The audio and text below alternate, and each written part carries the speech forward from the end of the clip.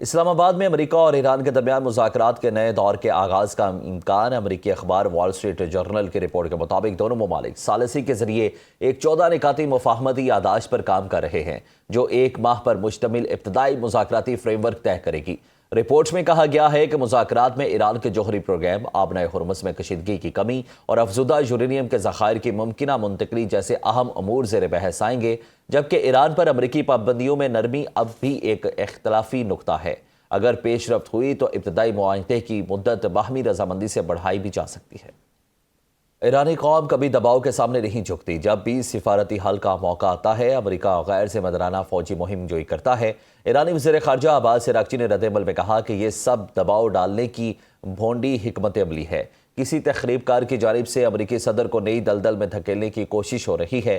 وجوہات کچھ بھی ہوں، نتیجہ ایک ہی رہتا ہے۔ ایران کے میزائل ذخیرے اور لانچر کی صلاحیت 75 نہیں 120% ہے۔ ظلم کے خلاف جدوجہد ایرانی سرزمین کی تاریخ کا روشن باب ہے۔ صدر مسعود پزشکیان کہتے ہیں، استحصال کی پالیسی کی مستقبل کی دنیا میں کوئی جگہ نہیں ہوگی۔ ایران کی پالیسی باہمی احترام اور مشترکہ مفادات پر مبنی دوستانہ تعلقات کو وسعت دینا ہے۔ جس طرح ایران کے لوگوں کی ثقافت میں رواداری کی جڑیں گہری ہیں، اسی طرح اس سرزمین کی تاریخ میں جبر کے خلاف جدوجہد چمکتی ہے۔ روس نے ایران امریکہ مذاکرات کی حمایت پر زور دیتے ہوئے کہا کہ خطے میں استحکام کے لیے سفارتکاری ہی مؤثر راستہ ہے۔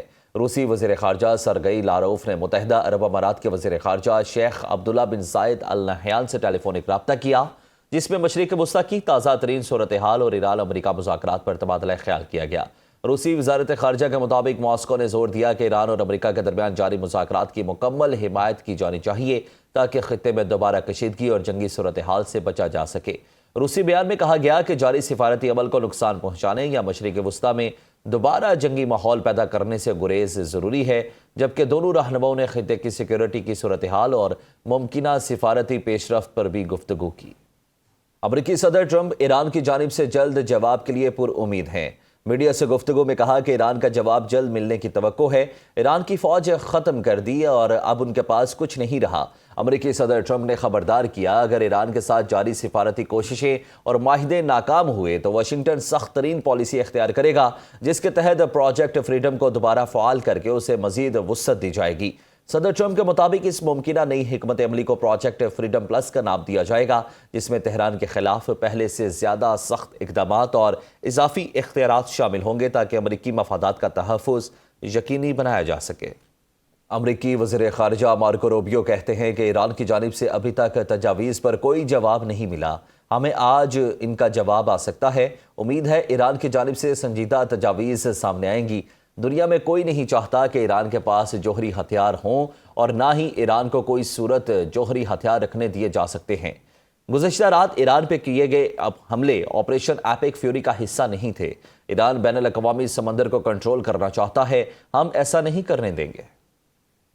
امریکی تجاویز پر غور جاری، حتمی نتیجے پر پہنچنے کے بعد اعلان کر دیں گے۔ ایرانی وزارت خارجہ کے ترجمان اسماعیل بقائی کا کہنا ہے کہ اگلے اقدامات کا تعین پیغامات کے تبادلے کے نتائج پر ہوگا، کسی بھی جارحیت کا جواب دینے کے لیے تیار ہیں۔ وزیر خارجہ عباس عراقچی نے کہا کہ جب بھی سفارتی حل میز پر آتا ہے، امریکہ فوجی مہم جوئی کا انتخاب کرتا ہے۔ یہ سب دباؤ ڈالنے کی بھونڈی حکمت عملی ہے۔ کسی تخریب کار کی جانب سے امریکی صدر کو نئی دلدل میں دھکیلنے کی کوشش ہو رہی ہے۔ ایرانی قوم کبھی دباؤ کے سامنے نہیں جھکتی۔ اسلام آباد میں امریکہ اور ایران کے درمیان مذاکرات کے نئے دور کے آغاز کا امکان۔ امریکی اخبار وال اسٹریٹ جرنل کی رپورٹ کے مطابق دونوں ممالک ثالثی کے ذریعے ایک 14 نکاتی مفاہمتی یادداشت پر کام کر رہے ہیں جو 1 ماہ پر مشتمل ابتدائی مذاکراتی فریم ورک طے کرے گی۔